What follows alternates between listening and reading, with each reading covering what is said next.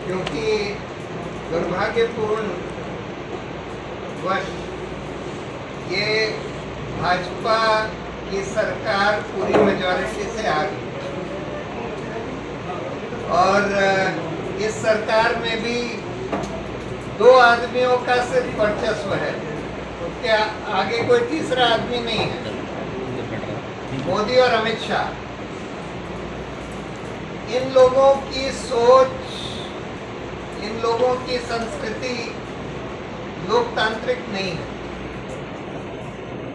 ये लोग सभ्यता में भी विश्वास नहीं करते, किसी भी तरह के मीन्स अख्तियार करने के लिए तैयार है और बहुत सिस्टमैटिकली हमारे सारे लोकतांत्रिक संस्थाओं को ध्वस्त करते चले जा रहे हैं, मौलिक अधिकारों को दबाते जा रहे हैं, लोगों को डराते जा रहे हैं। बिल्कुल एक फांसीवाद यहाँ कायम किया जा रहा है और हिंदुस्तान को हिंदू मुस्लिम में बांट कर पोलराइजेशन की एक पॉलिटिक्स, मीडिया को कैप्चर करके परसेप्शन बनाने का, यानी कि इकोनॉमी ध्वस्त हो रही है लेकिन परसेप्शन ये बनाया जा रहा है कि नहीं जी सरकार ने तो बहुत अच्छी कर दी इकोनॉमी। चीन हिंदुस्तान में घुस गया लेकिन परसेप्शन ये बनाया जा रहा है, कहा ये जा रहा है कि नहीं कोई हमारे तो सोल्जर्स ने बड़ा मजबूती से जवाब दे दिया। तो संकट तो इस वजह से आ गया। अब इससे बाहर कैसे निकले ये सवाल है। देखिए, बाहर निकलने के लिए पहले तो आम आदमी को और यूथ को खासकर ऑर्गेनाइज होकर खड़ा होना पड़ेगा। ये तो अब सबको दिख रहा है कि बहुत बड़ा संकट है, हमारी इकोनॉमी ध्वस्त हो गई है, सब जॉब्स चले गए हैं, हर तरह के अत्याचार हो रहे हैं, महिलाओं के ऊपर अत्याचार हो रहे हैं, दलितों के ऊपर हो रहे हैं, मुसलमानों के ऊपर हो रहे हैं, कानून का राज बचा ही नहीं है, एक्टिविस्ट को विक्टिमाइज किया जा रहा है। ये सबको अब दिख रहा है। अब तो ऑर्गेनाइज होकर लोगों को खड़ा होना पड़ेगा और जो डर है अपने मन से वो निकालना पड़ेगा, चाहे वो किसान हो, चाहे यूथ हो, चाहे कोई भी सेक्शन, चाहे दलित हो, चाहे महिलाएं हो, सबको खड़ा होना पड़ेगा। और जैसे मैंने बोला कि ये एक इंडिपेंडेंस की लड़ाई से कम नहीं है, संपूर्ण क्रांति आंदोलन ही होना होगा इससे। जितना ज्यादा लोकतांत्रिक संस्थानों को ध्वस्त करने का, मौलिक अधिकारों को कुचलने का, एक्टिविस्ट, माइनॉरिटीज, दलितों के खिलाफ अत्याचार जितना इस सरकार ने किया है और जितनी फांसीवादी और असभ्य सोच इस सरकार और इस पार्टी की है, उतनी मैंने कभी नहीं देखी किसी और पार्टी। मैंने इमरजेंसी का दौर भी देखा, लेकिन इमरजेंसी के दौर में भी इस तरह का असभ्य एटमॉस्फेयर और बिल्कुल जिसको कहते हैं कि लिंच मॉब्स को सड़कों पर छोड़ना, इस तरह की सिचुएशन इमरजेंसी के दौरान। बीजेपी का पॉलिटिकल अल्टरनेटिव क्या है? कांग्रेस है, आम आदमी पार्टी, नहीं, ऐसे कोई आज कहना बड़ा मुश्किल है कि कौन एक पॉलिटिकल ऑल्टरनेटिव है। पॉलिटिकल ऑल्टरनेटिव तो एमर्ज होना होगा। पर मेरी राय में अगर आप कोई एक पॉलिटिकल पार्टी को चिन्हित करना चाहे तो मेरी राय में अभी भी कांग्रेस ही एक वो पार्टी है जो कि एक पॉलिटिकल सिंगल, जो एक पॉलिटिकल ऑल्टरनेटिव को लीड कर सकती है। लेकिन कांग्रेस में भी बहुत सारी प्रॉब्लम्स हैं, हर तरह की प्रॉब्लम्स हैं। उनके पार्टी ऑर्गेनाइजेशन में प्रॉब्लम्स हैं, भ्रष्टाचार भी है, सब कुछ। तो इसलिए अभी तो लोगों को ढूंढना होगा कि किस तरह का ऑल्टरनेटिव कैसे इमर्ज करेगा। प्रशांत जी, जिस देश की 80% सोसाइटी हिंदू वर्ग ये मान चुका है कि नरेंद्र मोदी देश में जब से आए तो जो हिंदू भाईचारा वो मजबूत हुआ, वो जो डर था वो खत्म हुआ, तो आपकी जो आपके विकल्प दे रहे, क्या वो स्टैंड करते हैं जब देश की सोसाइटी ये मान चुकी हो और 80% वो भाईचारा कह रहा है कि हमारा हिंदू राष्ट्र बन चुका है, तो कैसे स्टैंड करेंगे आपके जो है विकल्प? नहीं, मेरी राय में ये परसेप्शन आपका सही नहीं है। 80% हिंदू जरूर हैं, लेकिन 80% हिंदू ये नहीं मानते हैं, वो सारे हिंदू ये नहीं मानते हैं। उसमें से कुछ हिंदू हो सकता है जरूर वो मानते होंगे जो आप कह रहे हैं, लेकिन ज्यादा हिंदुओं को तो अब ये फीलिंग है कि इन्होंने अपनी राजनीति के लिए, अपनी राजनीतिक रोटियां सेकने के लिए नफरत फैलाई है, क्योंकि हिंदुस्तान में कोई जरूरत नहीं है कि हिंदू मुस्लिम जो है, हिंदुओं के लिए कोई थ्रेट नहीं है इस देश में। और ये बात ज्यादातर लोग समझते हैं। कुछ लोगों के माइंड में ये प्रोपेगेंडा से, फेक न्यूज से ये बात भर दी गई है कि जैसे मुस्लिम हिंदुओं के लिए बहुत बड़ा थ्रेट है, बट ये थोड़े लोगों के माइंड में आई है। और जिनके माइंड में भी ये पॉइजन भरा गया है, उनके माइंड्स को भी ठीक करने की जरूरत है। उनके पास की ये बहुत बड़ी ताकत है और इसको हमको समेट के रखना जरूरी है। जब इस तरह का फैलाया गया, जैसे नाजी जर्मनी में, या अब आजकल की हिंदू राष्ट्र बना लो और बिल्कुल एक ही तरह के लोग होने चाहिए, उसका बहुत खतरनाक परिणाम होगा। भूषण जी, किसान ऑर्डिनेंस पे भगवंत मान ये प्रचार कर रहे हैं कि ग्राम सभाएं अगर इस बारे में प्रस्ताव पारित कर दे तो सुप्रीम कोर्ट में भी इसे चुनौती नहीं दे सकती सरकार, तो क्या ये सही है? सुप्रीम कोर्ट में भगवंत मान ये प्रचार कर रहे हैं कि किसान ऑर्डिनेंस के खिलाफ अगर गांव की पंचायतें ग्राम सभाएं प्रस्ताव पारित कर दें तो सरकार इसे केंद्र में भी चुनौती नहीं दे सकती, सुप्रीम कोर्ट में भी चुनौती नहीं दे सकती केंद्र सरकार, क्या ये सही है? सरकार को चुनौती थोड़ी देनी है। नहीं, जो अगर वो प्रस्ताव पारित होके जाता है, उससे कोई मतलब नहीं है, क्योंकि अभी तो इन्होंने इस कानून के द्वारा, उसका कोई मतलब नहीं है। इस कानून के द्वारा इन्होंने जो रेगुलेशन था और मिनिमम सपोर्ट प्राइस और मंडियों का रेगुलेशन, वो इफेक्टिवली खत्म कर दिया। नहीं सर, उनका कहने का, सॉरी मैं टोक रहा हूँ, उनके कहने का भाव ये था जी कि क्या ग्राम सभा है जो यूनिट है, ग्राम सभा का यूनिट है, क्या उसके मते की जो भी उसका प्रस्ताव है, जो उनका जो प्रस्ताव होता है, क्या उसमें इतनी पावर होती है कि जो सब गाँव अगर इकट्ठे होकर ग्राम सभा मता मेमोरेंडम दे दे तो क्या वो जो बिल पास हुआ है उसको रोका जा सकता है? क्या कॉन्स्टिट्यूशन में कुछ ऐसी प्रोविजन है जी? मतलब भगवंत मान का प्रचार सही नहीं है? मैंने उसको अभी स्टडी नहीं किया, इसलिए मैं पक्का नहीं कह सकता।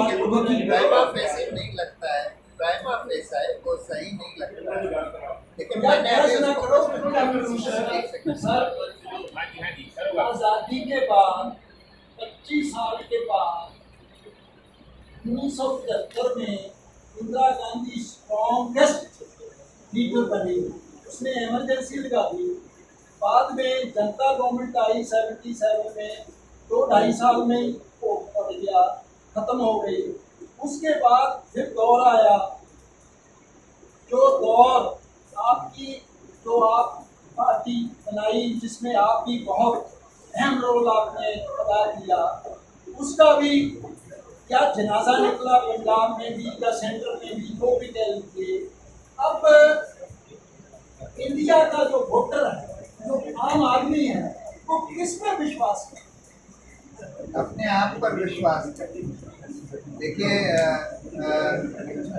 ये तो सिविल सोसाइटी को ही खड़ा होना पड़ेगा। सिविल सोसाइटी को ही खड़े होकर, ऑर्गेनाइज होकर वो चेंज लाने पड़ेंगे, या फिर जो भी सत्ता में है उनको बाध्य करना पड़ेगा। तो अब सिविल सोसाइटी के खड़े होने का समय है। सर। इस वक्त रास्ते ये है कि मोदी जैसा लीडर सामने आप या दुनिया या लोग राहत को पेश कर रहे हैं, क्या ये कंपैरिजन बन सकता है? कोई और लीडर क्यों नहीं उठता? ये देखिए, मेरी राय में तो राहुल गांधी भी मोदी से कहीं बेहतर है। उसको पप्पू पप्पू कितना भी कहते रहे, लेकिन मेरी राय में वो कहीं बेहतर है। सभ्य आदमी है, समझदार है, झूठ नहीं बोलता जैसे मोदी जी रोज झूठ बोलते हैं, तो इसलिए इससे कहीं बेहतर है। कम से कम लोगों की बात सुनना। ये बोल रहा है कि बीजेपी का अभी आपको अल्टरनेटिव कांग्रेस ही चाहती है। क्या वो कांग्रेस को आप चाहते हो जिन्होंने 84 में सिखों का शरेआम कतलेआम किया, कि वो सेक्युलर पार्टी आपकी नजर में? नहीं, उस कांग्रेस को हम बिल्कुल नहीं चाहते हैं। अपने अल्टरनेटिव ठीक है, ठीक है। देखिए, मेरी राय इस समय जो कांग्रेस पार्टी की करंट नेशनल लीडरशिप है, वो कम से कम सभ्य लोग हैं। They are relatively decent people in my view. हमारा जो परसेप्शन है इन लोगों के बारे में, ये डिसेंट लोग मुझे लगते हैं। ये बात सही है आपकी कि कांग्रेस पार्टी में बहुत खराब लोग भी हैं, ना? और उन लोगों का फर्ज होने की जरूरत है कांग्रेस पार्टी से। लेकिन अगर नेशनल लेवल पर देखें तो नेशनल लेवल पर कांग्रेस पार्टी ही वो पार्टी है जो नेशनल लेवल पर अभी है। मैं ये नहीं कह रहा कि कांग्रेस पार्टी कोई बहुत बढ़िया पार्टी है या बहुत आइडियल है। आप बोल रहे हो मतलब आपने हमसे ये पूछा था कि क्या ऑल्टरनेटिव हो सकता है, तो मैंने बोला कि भाई नेशनल लेवल पर तो अभी वही एक ऑल्टरनेटिव दिखता है। सर प्लीज, सर मुझे sir please, sir please. Good afternoon, sir. Myself, Rahul Ganesh. I have one question to you, sir. Yes. Sir, crisis of democracy in India. 1947 के बाद से और पहले भी लाखों दलित लोग कत्ल हो चुके हैं।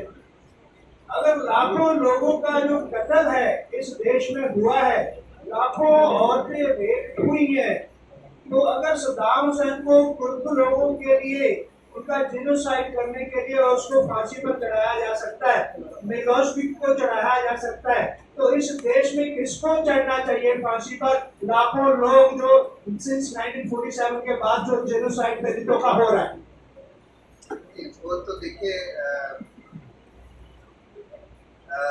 बहुत लोग रिस्पॉन्सिबल हो सकते हैं, ये तो एक एक करके देखना पड़ेगा। पर आज जो देखा जा रहा है, मतलब मैं तो सीधा सीधा कह सकता हूँ कि ये जो यूपी का चीफ मिनिस्टर है जो अपने आप को योगी योगी कहता है, अजय मोहन विश्व उसका नाम है, ये तो डेफिनेटली गिल्टी है, हर तरह के अत्याचार के लिए गिल्टी है, एक तरह से जेनोसाइड के लिए गिल्टी है, और इसको तो जरूर अकाउंटेबल बनाने की जरूरत है। इसके खिलाफ इतने सारे सीरियस क्रिमिनल केसेस थे, खुद अपने खिलाफ विड्रॉ कर लिए। सर मेरा सवाल है आपसे, आप वकील बरादरी से आते हैं, तो वकील जो 47 से पहले जो फ्रीडम स्ट्रगल चला था उसमें भी वकीलों की काफ़ी बड़ी भूमिका थी। आप भी काम करते हो, बट जब आपके ऊपर हमला हुआ था कश्मीर के इशू पे आपने जो बयान दिया था, तब भी सुप्रीम कोर्ट बार एसोसिएशन ने, और जब अब डेफामेशन का केस हुआ तो आपके साथ खड़ी हुई, प्रतीत नहीं हुई। एक तो ये क्यों है? दूसरा कि हम एक्सपेक्ट कर सकते हैं जैसे सब कॉन्टिनेंट में पाकिस्तान में 2007 में मुशर्रफ के खिलाफ एक बहुत बड़ी तहरीक थी वकीलों की, can India expect that kind of second black coat revolution? नहीं, ईमानदारी से मैं ये अभी नहीं कह सकता कि India, I don't think India should wait for or expect a black court revolution. But I do believe that lawyers have to play, at least some lawyers, not necessarily lawyers as a community, but at least some lawyers have to play a very important role, firstly in being at the forefront of a movement for judicial reforms, which is a very, very important issue in this country. And more than that, also being in the forefront democracy and our republic.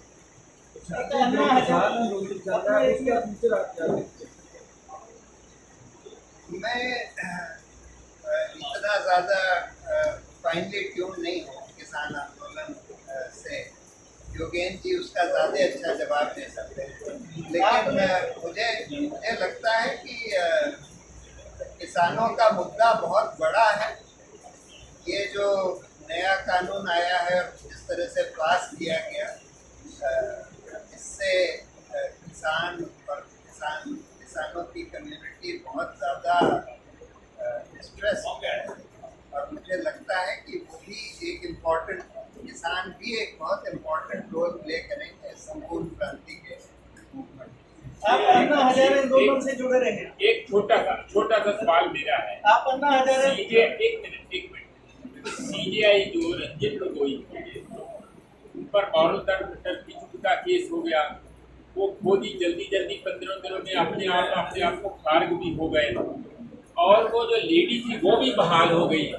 फिर ये सारा माजरा क्या था? अगर उसको भी punishment नहीं मिली, इनको भी नहीं मिली, तो माजरा क्या था? देखिए, वो तो सब इन लोगों ने गलत रफा दफा कर दिया था। उनके खिलाफ जो एलिगेशन था उस लेडी का, वो बिल्कुल सही था, और वो उससे भी क्लियर है कि उस लेडी को बाद में रीइंस्टेट कर दिया।